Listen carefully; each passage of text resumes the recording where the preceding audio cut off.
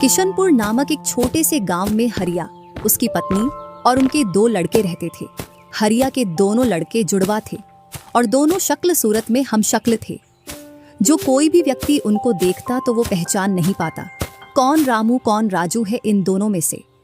एक शाम हरिया अपनी पत्नी से बोलता है, अब तो बुढ़ापा आ गया और अब पहले जैसे हाथ पैर भी नहीं चलते। हाँ, अब आपकी और मेरी उम्र हो गई है, अब मुझसे भी घर का काम नहीं होता। क्यों ना रामू और राजू के लिए सुंदर लड़कियां देखकर उनकी शादी कर दी जाए। हाँ भाग्यवान, तू बोल तो सही रही है, लेकिन मुझे रामू की फिक्र है क्योंकि उसे काम में आलस आता है और वह कैसे अपना गुजारा कर पाएगा। बातें करते करते दोनों सो जाते हैं।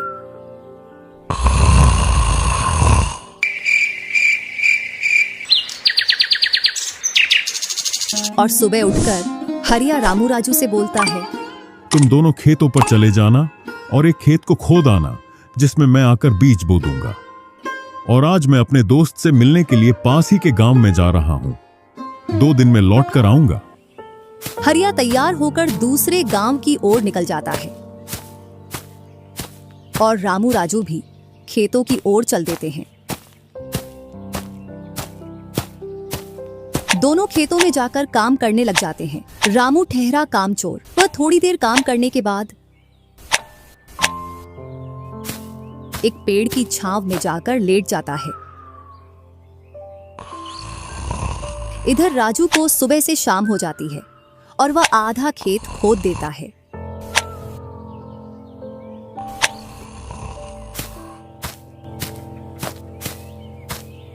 और हरिया भी अपने दोस्त के पास पहुंच जाता है।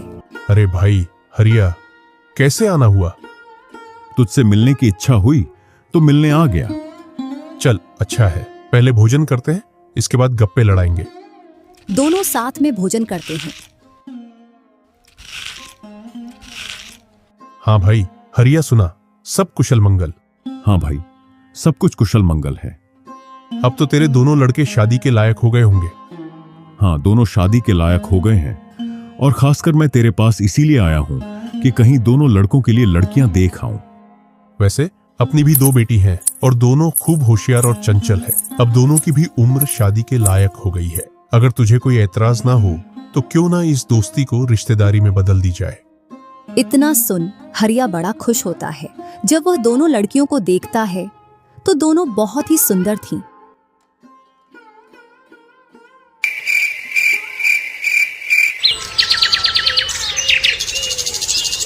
सुबह होते ही हरिया अपने दोस्त से बोलता है, मैं जल्द ही मेरी बहुओं को लेने आऊंगा।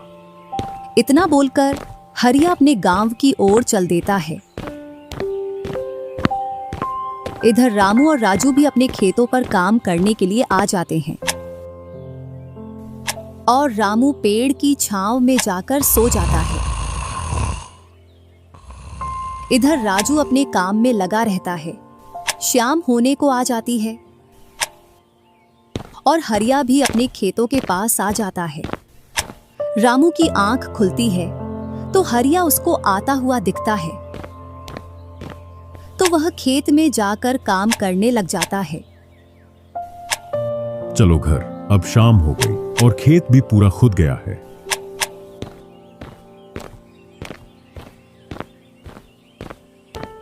तीनों साथ में घर पहुंच जाते हैं। हरिया अपनी पत्नी और दोनों लड़कों को बताता है कि वह इन दोनों की सगाई पक्की कराया हूं।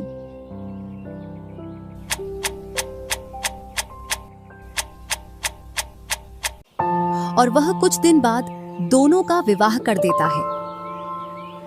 ऐसे ही कुछ वर्ष निकल जाते हैं।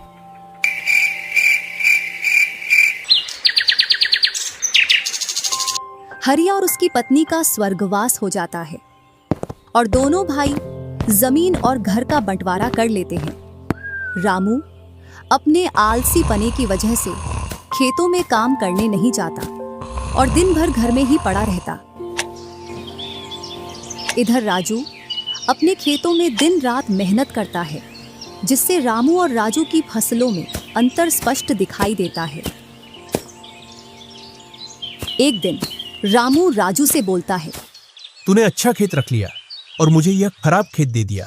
जिससे तेरी फसल अच्छी हो रही है और मेरी फसल कमजोर। कोई ना, अगली फसल पर खेत बदल लेंगे।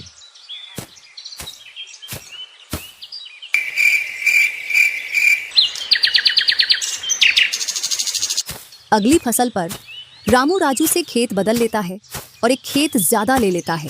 फिर भी राजू खुशी खुशी उसे खेत दे देता है। राजू के हिस्से में जो खेत थे उनमें फिर से वह दिन रात मेहनत करता। इधर रामू कभी काम करता तो कभी काम नहीं करता। रामू के पास बीज खरीदने के भी पैसे नहीं थे, तो वह पैसे लेने के लिए जमींदार के यहाँ चला जाता। जमींदार जी, कुछ पैसे उधार चाहिए थे, जिससे मैं अपने खेतों के लिए बीज ले आता और फसल आने पर मैं आपको पैसे लौटा देता। क्यों नहीं भैया, लेकिन आपको 2% ब्याज देना पड़ेगा। जी जमींदार जी, मैं ब्याज दे दूंगा। जमींदार रामू को पैसे दे देता है और रामू उनसे कुछ बीज लाकर अपने खेतों में बो देता है। इधर राजू अपनी फसल की रोज देखभाल करता और रामू बोकर आया उसके बाद से अपनी फसलों को देखने के लिए भी नहीं गया। वहीं अपने घर में पड़ा रहता और दिन रात सोता रहता।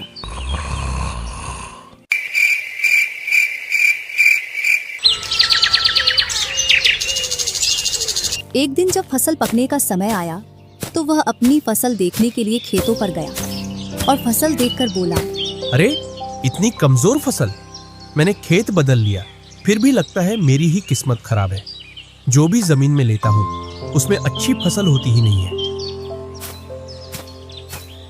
ऐसे कहते हुए वह अपने घर आ जाता है और अपनी पत्नी से बोलता है, राजू की फसल तो अच्छी है, बस हमारी फसल ही कमजोर है। ऐसा कैसे हो सकता है?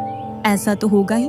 दिन रात जो घर में पड़े रहते हो और खेतों में समय समय पर दवाई पानी नहीं दोगे तो फसल ऐसी कमजोर रहेगी। फिर बोलते हो किस्मत खराब है। किस्मत नहीं, मेहनत करनी पड़ती है। चल चल, मेरे को मत सिखा। अगर किस्मत ना हो तो कुछ भी नहीं होता। अगर मेहनत से कोई बड़ा बनता तो सबसे पहले गधा बड़ा बनता, क्योंकि उसके बराबर कोई मेहनत नहीं करता। और जो मजा जिंदगी में सोने में है वह मजा और किसी चीज में नहीं। बस इनको तो सुला दो, सोने के अलावा और कोई काम ही नहीं है।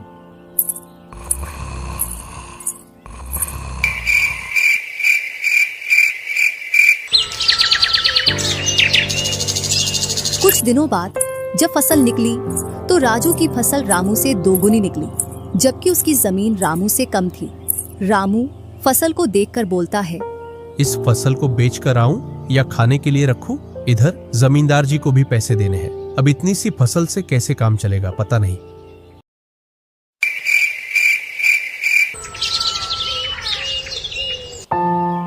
एक दोपहर रामू सो रहा था, तभी उसका गेट किसी ने खटखटाया। पता नहीं कौन भरी दोपहर में नींद खराब करने के लिए आ गया। जैसे ही वह गेट खोलता है तो सामने जमींदार खड़ा दिखता है। क्या यह रामू का घर है? रामू ने सोचा, क्यों ना मैं इसे राजू के घर पहुंचा दूं। यह मुझे पहचान भी नहीं पाया। मैं तो राजू हूँ, वह वाला घर है रामू का। जमींदार सामने वाले घर पर जाकर गेट को खटखटाने लगता है। राजू गेट खोलता है और बोलता है, क्यों भाई, इतनी तेज गेट को क्यों खटखटा रहे हो? मैंने आपके रुपए लेकर खा लिए क्या? हाँ भैया रामू, तुमने मेरे जो पैसे लिए थे उन्हीं को लेने के लिए आया हूँ। तुमने बोला था फसल आने पर पैसा लौटा देंगे, जो तुमने अभी तक नहीं लौटाया। क्या जमींदार जी, आप भी दोपहर में नशा करके आ गए? मैंने कब आपसे पैसे उधार लिए? क्या तुम ही रामू हो? नहीं, मैं तो राजू हूँ। रामू तो सामने वाले घर में रहता है।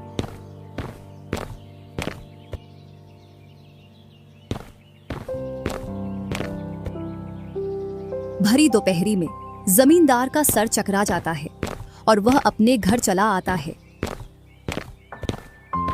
और घर पहुंचकर मुनीम से बोलता है, ऐसा लगता है मुझे कि जो पैसे रामू के दिए थे वह पैसे अब लौट कर नहीं आने वाले। क्यों, ऐसा क्या हुआ जो पैसे वापस नहीं आ रहे हैं? रामू और उसका भाई दोनों हमशक्ल हैं और दोनों बोल रहे हैं कि रामू वह है, रामू वह है। और उन दोनों ने दोपहर भर मुझे इस घर से उसे घर दौड़ाया। जमींदार जी, पैसे निकालने की मेरे पास एक स्कीम है। बोलो कौन सी स्कीम है? मुनीम जमींदार जी के कान में पूरी स्कीम बताता है।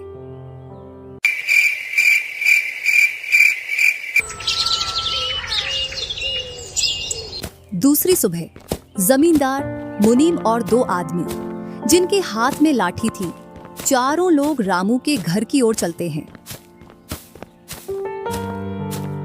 जैसे ही रामू के घर के पास पहुंचते हैं तो जमींदार और दोनों लोग थोड़ी दूर रुक जाते हैं। अरे रामू भैया, बाहर निकलो, मैं पास ही के गांव से आया हूँ। जरूर जमींदार होगा, मैं आज गेट खोलूंगा ही नहीं। मैं तुम्हारी ससुराल से आया हूँ। तुम्हारे ससुर साहब ने तुम्हारे लिए कुछ रुपए और कुछ आभूषण भेजे हैं, क्योंकि बुढ़ापे की वजह से उनसे यहाँ तक आने की नहीं बन पा रही थी, इस वजह से उन्होंने मुझे भेजा है। इतना सुन रामू के मन में लालच आ जाता है और वे फटाक से गेट खोल देता है। कहाँ है पैसे और धन? क्या तुम्हारा ही नाम रामू है? हाँ, मेरा ही नाम रामू है। कहाँ है धन? यही पास में रखा है, चलो दोनों उठा लाते हैं। वह मुनीम के साथ चल देता। थोड़ी दूर चलने के बाद मुनीम जमींदार जी को बुला लेता है। जमींदार और दोनों लोग रामू के पास आ जाते हैं। लाओ मेरे पैसे लौटाओ, ब्याज समेत। मैंने आपसे पैसे नहीं लिए। ये ऐसे नहीं मानेगा। अब तुम दोनों के हवाले करता हूं, तुम चाहे जैसे इससे पैसे निकालो। और दोनों आदमी रामू को लठ से मारते हैं। रामू चिल्लाता हुआ, अरे भाई रुको, अरे भाई रुको, मत मारो, अरे भाई रुको, मत मारो। इधर वह दोनों रामू में दे लठ बरसा रहे थे। तभी राजू गेट खोलकर देखता है तो रामू पर कुछ लोग लठ से वार कर रहे थे। तो वह दौड़कर उनके पास आता है और बोलता है, अरे भाई रुको। इस रामू ने आज से 5 महीने पहले मुझसे पैसे लिए थे। जब लौटाने की बारी आई तो बहाने कर रहा था। कितने पैसे हैं? 2000। रुको मैं लाता हूँ।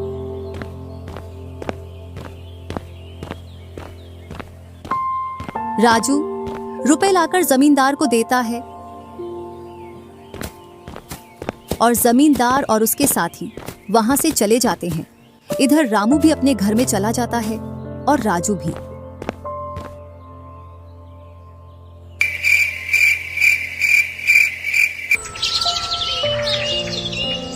कुछ दिनों बाद दोनों भाई अपना अपना खेत खोदने के लिए खेतों पर पहुंच जाते हैं। इधर खेत खोदते खोदते राजू दौड़ते हुए रामू के पास आता है और बोलता है, देखो मुझे खेत में क्या मिला है। राजू के हाथ में हीरा देखकर रामू के मन में लालच आ जाता है और वह मन ही मन सोचता है, इसके खेत में तो और भी हीरा हो सकते हैं। क्यों ना मैं इसको मेरा वाला खेत दे दूं और इसका खेत में रख लूं, जिससे मेरे पास भी बहुत सारे हीरे हो जाएंगे।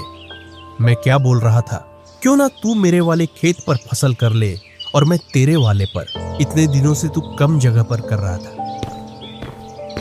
और रामू राजू वाले हिस्से को खोदने लग जाता है।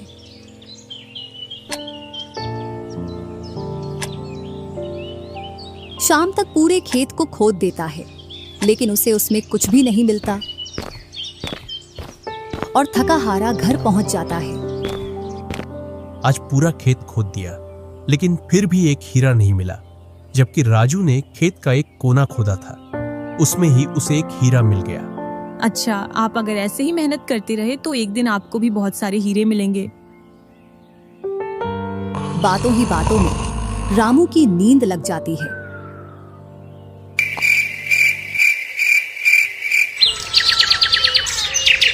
और जब सुबह होती है तब वह बोलता है, आज जैसी नींद मुझे कभी नहीं आई। हाँ, अगर तुम ऐसे ही मेहनत करते रहे तो आपको रोज ऐसी नींद आएगी। और रामू उसे वर्ष राजू की तरह अपने खेतों में मेहनत करता है और दोनों की फसलें बराबर निकलती हैं, जिससे रामू के चेहरे पर अलग ही चमक दिखती है। एक दिन चारों लोग साथ में बैठकर खाना खा रहे थे। क्या सच में उस दिन खेत में से हीरा निकला था? हाँ भैया, निकला था ना। जो आज आपके घर में, उसकी वजह से कई सारे हीरे रखे हैं।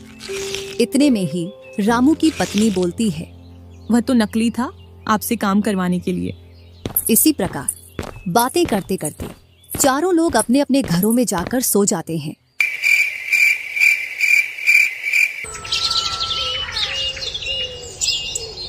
सुबह होते ही तुम दोनों को राजा साहब ने राजमहल बुलाया है। वह दोनों भाई सेनापति के साथ चल देते हैं। अब पता नहीं कौन सी आपदा आ गई। कुछ नहीं, कुछ अच्छा काम होगा, तभी तो हमें बुलाया है। दोनों राजा के पास पहुंच जाते हैं।